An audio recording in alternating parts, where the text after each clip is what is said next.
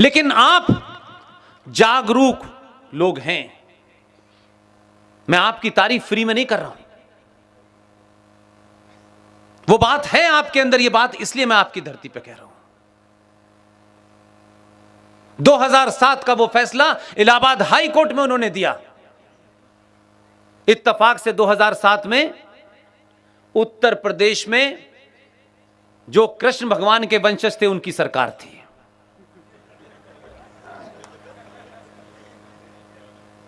यह बात अलग है कि सत्ता ने उन्हें कहा कि हम कृष्ण जी की संतान नहीं है, हम तो मुलायम सिंह की संतान है। यादवों से खुलेआम कहता हूं मैं, तुम तय करो कि तुम लालू की संतान हो, मुलायम की संतान हो, या भगवान कृष्ण की संतान हो। वो फैसला फाइल में दबा रहा।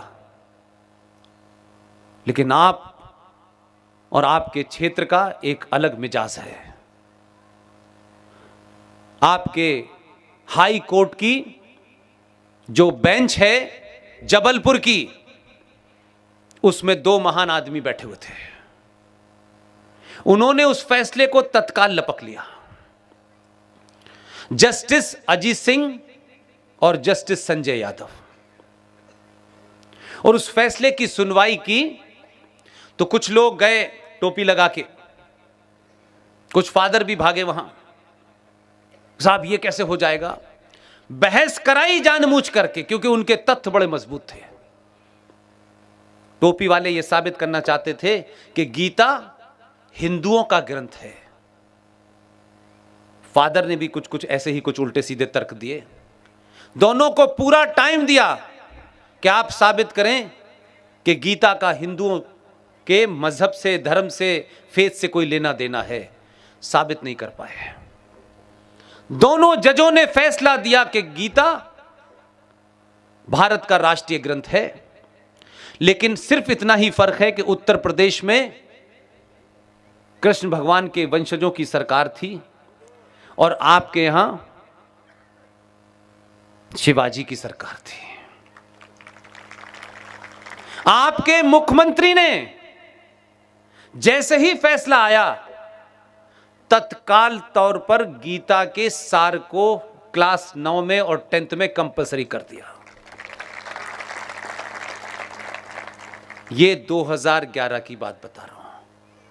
लेकिन एक डॉक्टर साहब जो 14 में दिल्ली आए, उन्होंने सारा अध्ययन किया। श्रीवास्तव साहब से जब जब पैर छूता हूं तो मैंने कहा, डॉक्टर साहब को आपने बता दिया? बोले सब कागज दे आया हूं मैं। इसलिए खामोशी से काम कैसे होते हैं, इसका असर देखिए। 2015 में जब थोड़ा उथल पुथल ठीक हो गई, राष्ट्रपति भवन गए। राष्ट्रपति भवन में जाकर के राष्ट्रपति से पूछा, पहली बार राष्ट्रपति से कोई प्रधानमंत्री इस तरह बात कर रहा था।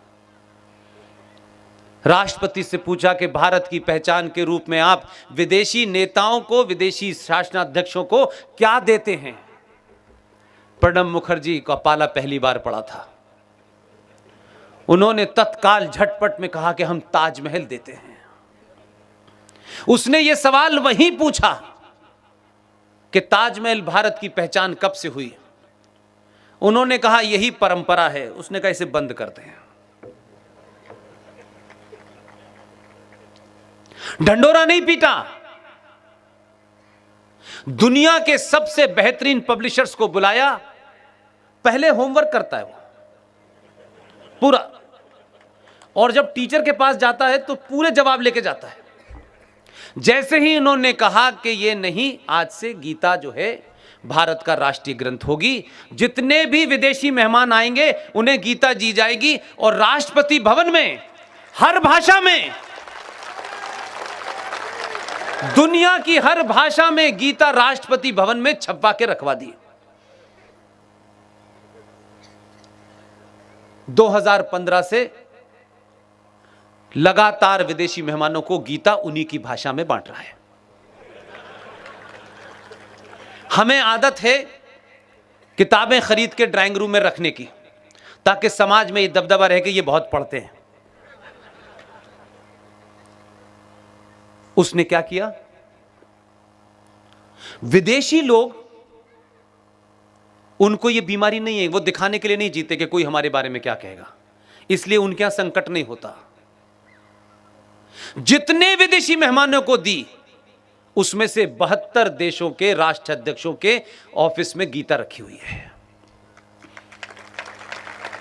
ताली बजाने की यह बात नहीं है, आपने दी है तो कहीं तो रखेंगे। उन्होंने गीता ली और गीता पढ़ ली और गीता समझ गए क्या है। भारत और पाकिस्तान के बीच में कोई स्ट्राइक हुई, उस स्ट्राइक में भारत का एक जाबाज अभिनंदन नाम का सिपाही उधर की तरफ रह गया, उधर इस्लामिक रिपब्लिक ऑफ पाकिस्तान में। उस वक्त की चर्चाएं आप पाकिस्तान की सुने तो आपको चुटकुले सुनने की जरूरत नहीं होगी। उसको मैंने तो 12 साल काम किया है, तो मैं उनकी नस नस जानता हूं, मुझे पता है। जब उसे पकड़ा तो कहा कि इसको रोक लो और भारत से बार्गेन करो कश्मीर के ऊपर। अभिनंदन को पकड़ के ये वाला कश्मीर लेना चाहते थे। मैंने उस वक्त भी वॉइस ऑफ अमेरिका का एक प्रोग्राम मुझे करना होता था, तब भी मैंने यही कहा। मैंने कहा पाकिस्तान या तो दिवालिया हो गया है, उसे याद है कि नहीं हमारा तो गलती से उधर चला गया है। हमने तो 93,000 पाकिस्तानियों को 2 महीने उठक बैठक कराई है, तब भी हमने कश्मीर वापस नहीं लिया और इज्जत से छोड़ दिया। और जब पाकिस्तान की पार्लियामेंट के सीन आपने देखे कि नहीं देखे, सच बताइएगा, देखे आपने? पाकिस्तान की पार्लियामेंट में अपोजिशन लीडर कह रहा है कि अभिनंदन को जब हमने पकड़ा तो हमारा आर्मी चीफ, उसके माथे पे पसीना आ रहा था और वो कह रहा था कि खुदा के वास्ते हमारा साथ दीजिए, इसे छोड़ दीजिए, 9 बजे तक छोड़ दीजिए, भारत हमला करने वाला है। ये उनके पार्लियामेंट में बयान था। मैं उस वक्त भी यही कह रहा था कि ये अभिनंदन को छुएंगे भी नहीं, क्योंकि चचा का फोन आ गया था। अंकल ने कहा इसे छोड़ दो। गीता मैंने भी पढ़ ली और पढ़ने वाला बांट रहा है, ये कुछ और करने वाला है। तब ये राज खुला कि भारत की मिसाइल लग चुकी थी। तो 9 बजे तक ये सोच करके कि पाकिस्तानी मर्द जो होता है उसमें इस्लाम का ज्यादा उबाल होता है, कहीं ये अभिनंदन को जब बॉर्डर पे छोड़ने जाए ये कहीं गड़बड़ ना कर दे, इसलिए खूबसूरत सी महिला भेजी कि इसी को लेके जाओ, ये गड़बड़ ना कर दे, कहीं इसकी गड़बड़ देश को महंगी पड़ जाएगी। तो अभिनंदन को पूरे सम्मान के साथ छोड़ा, इसलिए नहीं, इसलिए छोड़ा कि विश्व के बड़े नेताओं ने कहा मजाक मत करना इसके साथ में, ये मजाक नहीं बर्दाश्त करेगा, हम जानते हैं इसको, हमने गीता पढ़ी है, तुमने नहीं पढ़ी है। तो बदलाव जमीन पे कैसे होता है इसको समझने की कोशिश कीजिए।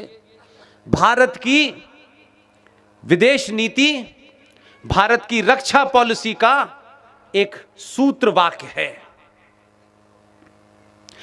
हम पहले हमला नहीं करेंगे। यह दुनिया में पहला ऐसा मूर्ख देश था जिसकी पॉलिसी यह थी कि हम हमला नहीं करेंगे, हमला हमारे ऊपर हो जाएगा उसके बाद करेंगे, उसके बाद तुम रहोगे तब करोगे ना। तो इसके लिए कोई डॉक्ट्रिन नहीं बनाई उसने एक दिन उठा और उसने कहा कि हमें ये जो बालाकोट जगह है, हमें पता चला है कि यहां से कुछ लोग भारत पे हमला करने वाले हैं, हमें पता चला है, तो इससे पहले ये हमला करें, इसे हमने कर दिया। इसका मतलब समझे आप? पाकिस्तान समझ में आ गया पाकिस्तान को। उन्होंने कहा कि ये जो आए थे शांति के कबूतर उड़ा रहे थे गुलाब का फूल लगा करके, इन्होंने ये जो योजना बनाई थी कि भारत किसी पे हमला नहीं करेगा, उसने एक ही घटना में भारत की फॉरेन पॉलिसी बदल दी है। भारत का जो राष्ट्रीय खेल है उसका सूत्रवाक्य पता है क्या है आपको? राष्ट्रीय खेल तो पता है ना क्या है? हॉकी। हॉकी का सूत्रवाक्य क्या है? मैंने हॉकी खेली है इसलिए थोड़ा मुझे आइडिया है। हॉकी का सूत्रवाक्य है attack is the best defence. लेकिन भारत की राष्ट्रीय नीति यह थी कि हम हमला नहीं करेंगे। उसने एक ही हमले में भारत की विदेश नीति और रक्षा पॉलिसी को बदला। उसने कहा नहीं, हमें जब भी पता चलेगा कि कसब कहां से चला है, हम घर में ही मार देंगे उसको। हम आके मार देंगे, हम सर्टिफिकेट नहीं देंगे कि ये आया था, गया था, यहां था, वहां था। इसलिए पाकिस्तान के जो प्रॉक्सी सोल्जर हैं, जो फुट सोल्जर हैं भारत में, वो परेशान हैं। इसलिए उत्तर प्रदेश का मुख्यमंत्री ढूंढता है कहां बचा है। अंसारी कहां है आजकल? ढूंढते ढूंढते उसे पता चलता है ये तो पंजाब में छुपा बैठा है। उसने कहा अच्छा बेटे को अंदर करो, अभी आएगा।